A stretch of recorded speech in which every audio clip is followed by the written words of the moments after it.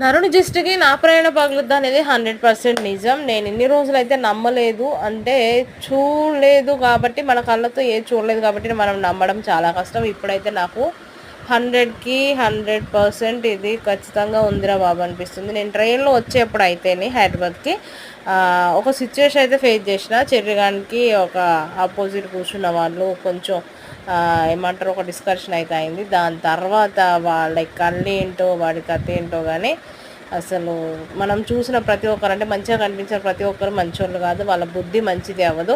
వాళ్ళు మంచిగా ఆలోచించరు. చిన్నపిల్లలైనా పెద్ద పిల్లలైనా వాళ్ళ కళ్ళు మంచివి కాదు అనుకున్నప్పుడు ఇలాగే ఉంటుంది.